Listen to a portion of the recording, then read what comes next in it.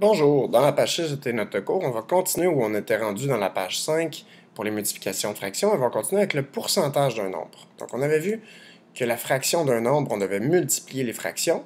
Donc pour le pourcentage d'un nombre, on se rappelle qu'un pourcentage, c'est une fraction particulière, donc on va transformer le pourcentage en fraction. Pour faire ça, on a certains pourcentages particuliers dont on connaît les fractions. Donc 50%, si on réduit, on sait bien que c'est équivalent à une demi. 25%, si on réduit, c'est 25 centièmes qu'on réduit à un quart. 20% se réduit à un cinquième et 10% se réduit à un dixième. Donc ça va nous permettre de faire un petit peu plus de calcul mental pour être un petit peu plus efficace. Donc 50% de 30, ça revient à faire 50% de 30, c'est 50 centièmes de 30, donc ça revient à faire une demi de 30. Donc, une demi de 30. Je recommence avec une demi de 30. Une demi fois 30 sur 1. Je peux multiplier ensemble mes numérateurs et mes dénominateurs. Donc, 1 fois 30, 30. 2 fois 1, 2. Ça se réduit, ou je peux même diviser. 30 divisé par 2 me donne 15. Donc, celle-là, c'est logique. On aurait peut-être même pu le faire mentalement. 50% de 30, c'est la moitié de 30, c'est 15. 20% de 65. 20%, on a vu ici que c'est 1 cinquième. Donc, c'est 1 cinquième de 65. Donc, 1 cinquième fois 65 sur 1. Je peux décider de multiplier d'abord et réduire ensuite, ou je pourrais réduire d'abord. Je sais que 5 et 65, ça se réduit, ça se divise par 5. 65 divisé par 5 me donne 13, 5 divisé par 5 me donne 1. Donc ça me donne 1 fois 13, 13. 1 fois 1, 1. 20% de 65, c'est 1 cinquième de 65, ça revient à 13 entiers. 45% de 60, là, 45%, ce n'est pas une fraction particulière, donc 45, je vais l'écrire sous forme d'une fraction, c'est 45 centièmes de 60, donc fois 60 sur 1. Je pourrais multiplier mes numérateurs et mes dénominateurs, puis ensuite réduire. Je trouve ça plus facile ici de réduire d'abord. Donc 60 et 100, ça se réduit par 10. Donc réduire par 10, je peux enlever un 0 à chacun de mes nombres entiers. 6 et 10 se réduisent encore. 6 et 10, ça se réduit par 2.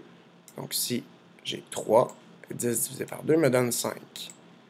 45 et 5, ça se réduit par 5. Donc 45 divisé par 5 me donne 9. 5 divisé par 5 me donne 1. Donc ce qui me reste, c'est en haut 9 fois 3, 27. Et ce qui me reste en bas, 1 fois 1, 1. Donc 27 sur 1, c'est 27 entiers. 45% de 60 me donne 27. Ça ne me donne pas toujours des nombres entiers. Donc, je vais voir ici que ça peut me donner aussi des fractions. Donc, 15% de 2 cinquièmes. Si j'ai 15% de 2 cinquièmes, ça revient à faire 15% fois 2 cinquièmes. 15 centièmes fois 2 cinquièmes. Encore là, je peux décider de multiplier d'abord mes numérateurs et mes dénominateurs et réduire ensuite. Moi, je préfère toujours réduire d'abord pour que ce soit plus simple pour les calculs et pour réduire. Donc 15 et 5, ça se réduit par 5. Donc, ça me donne ici 3. Et 5 divisé par 5 me donne 1. 100 se réduit avec 2. Ça se réduit par 2. Donc ici, ça me donne 1. Ici, 50. Ensuite, je multiplie 3 fois 1, 3. 50 fois 1, 50. Donc 3 cinquantièmes. 15% de 2 cinquièmes. Ça revient à trouver la fraction irréductible, 3 cinquantièmes. Lors du dernier examen de mathématiques, Nicolas a obtenu 75%. Sachant qu'il y avait 40 questions dans l'examen, donc il y avait 40 questions dans l'examen, on cherche combien de questions Nicolas a-t-il réussi. Donc, première étape, je vais aller trouver ici le nombre de questions réussies. Donc c'est 75% de 40. Donc si je vais avoir une seule étape, Je vais aller calculer le nombre de questions réussies. Donc, s'il a eu 75%, c'est qu'il a eu 75 centièmes de 40 questions. Donc, fois 40 sur 1. Je peux réduire d'abord. Donc, 100 avec 40, ça se réduit par 10. Ensuite, je peux réduire encore 10 avec 4, ça se réduit par 2. Donc, ça me donne 2 ici et 5 ici. 75, ça se réduit avec 5, ça se divise par 5. 75 divisé par 5 me donne 15. Et 5 divisé par 5 me donne 1. Donc, 15 fois 2, 30. 1 fois 1, 1. Donc, ça me donne 30 sur 1, donc 30 entiers. 30 questions réussies. 30 questions. Je fais toujours ressortir chacune de mes réponses de mes étapes en les encadrant ou en les surlignant, et je réponds par une courte phrase. Donc, ma question était: combien de questions Nicolas a-t-il réussi? Nicolas a réussi 30 questions. Voilà. L'exemple 6, on va aller calculer. Ici, c'est un problème avec des billes. Donc, on va aller faire ressortir notre information d'abord. Un sac contient 320 billes. Donc, il y a 320 billes. Donc, si j'ai 320 billes, je sais comment elles sont composées, comment elles sont réparties. J'en ai 20% qui sont rouges, 50% qui sont blanches, 5% qui sont noires, et le reste des billes sont vertes. Donc ça, c'est toujours par rapport à mon total de mon sac qui contient 320 billes. Ma question: combien y a-t-il de billes de chaque sorte dans ce sac? Donc on a ici à trouver combien il y a de billes rouges, combien il y a de billes blanches, combien il y a de billes noires, combien il y a de billes vertes. Première étape, je vais aller calculer ici mon nombre de billes. Je vais commencer avec les billes rouges. Nombre de billes rouges. Je n'écrirai pas trop gros, puisque je n'ai pas beaucoup d'espace. Donc, pour trouver mon nombre de billes rouges, c'est 20% de 320 billes. 20%, on a vu en haut que 20%, ça revient à faire 1/5. Donc, je cherche 1/5 de 320 billes, donc fois 320. 1/5 fois 320. Je peux multiplier d'abord 320 pour mon numérateur et 5.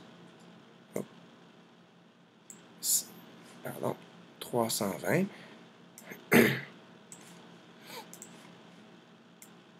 Pour mon numérateur et mon dénominateur 5 fois 1, 5. Ça me fait 320 cinquièmes. 320, ça se divise par 5. 300 divisé par 5 donne 60. Et 20 divisé par 5 donne 4. Donc, ça me fait 64 billes. J'ai 64 billes que j'ai trouvées qui sont rouges. Deuxième étape, je vais aller calculer le nombre de billes blanches. Nombre de billes blanches. Pour trouver le nombre de billes blanches, c'est 50% des billes. Donc, c'est 50%, on a vu que c'est la moitié. Donc, une demi. La moitié de 320. Une demi fois 320 sur 1. Ça me fait 320 demi, si je multiplie mes numérateurs et mes dénominateurs ensemble. 320 demi, ça se réduit. Je peux faire 320 divisé par 2, ce qui me donne 160. Donc, j'ai 160 billes qui sont blanches. Étape 3. Je vais aller trouver le nombre de billes noires. Étape 3. Nombre de billes noires.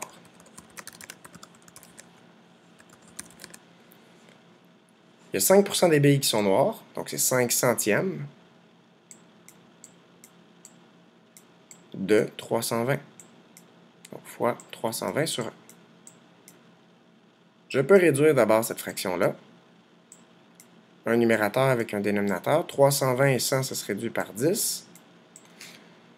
5 et 10, ça se réduit par 5. Donc, ça me donne 1 et 2.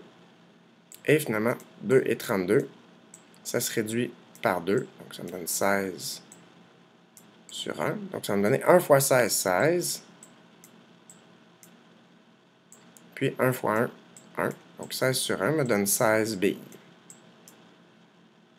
Je sais qu'il y a 16 billes noires.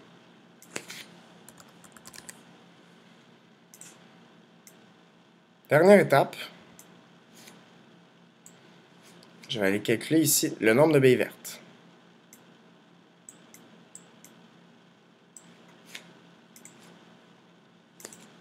Nombre de billes vertes.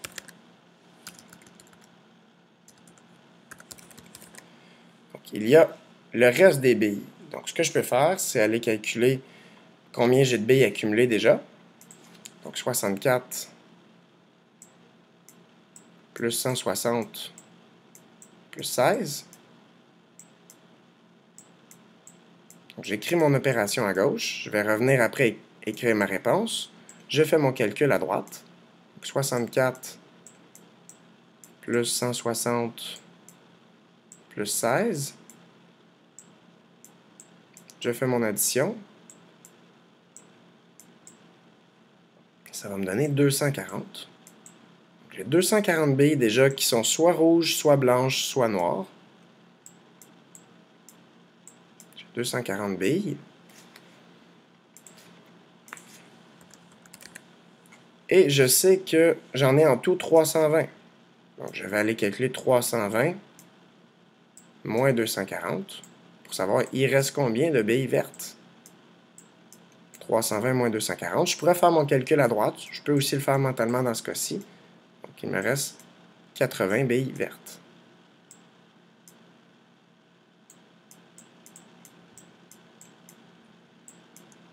Chacun de mes résultats intermédiaires, je dois soit les surligner, soit les encadrer pour les faire ressortir. Donc, mon nombre de billes rouges, c'était 64. Mon nombre de billes blanches, 160.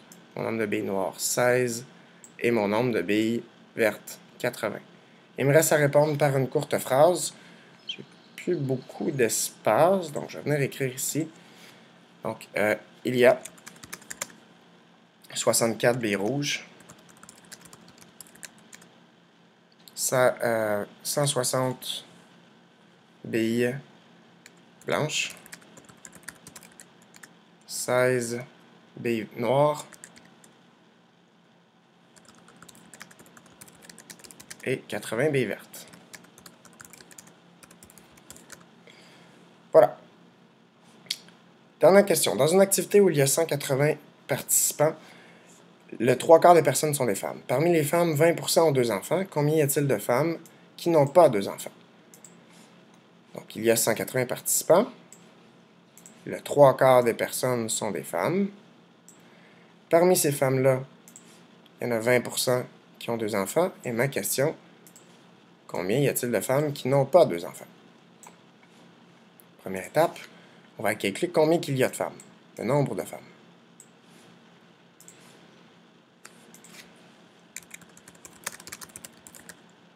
Pour aller calculer le nombre de femmes, je sais que le 3/4 des personnes qui sont des femmes, donc 3/4 de 180.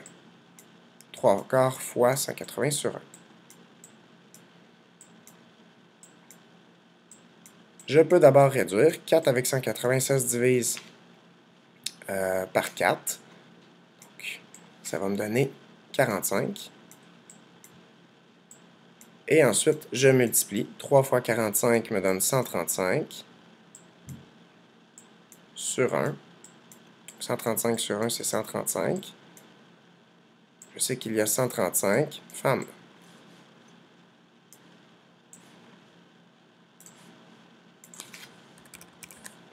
Je fais ressortir mon résultat. Donc, il y a 135 femmes. Deuxième étape, je vais aller trouver le nombre de femmes qui ont 2 enfants.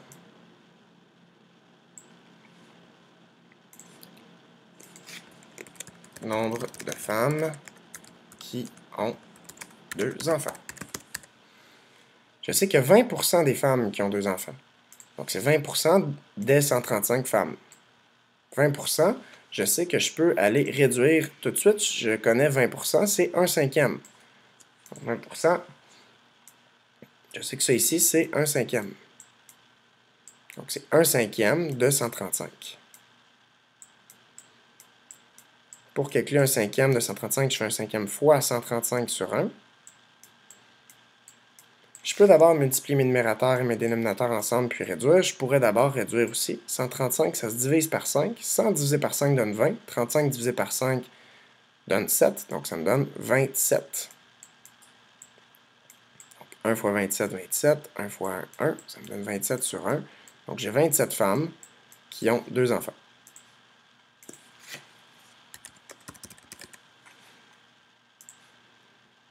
Si je sais que j'ai 27 femmes qui ont 2 enfants, il me reste à calculer combien de femmes n'ont pas 2 enfants. Donc, le nombre de femmes qui n'ont pas 2 enfants.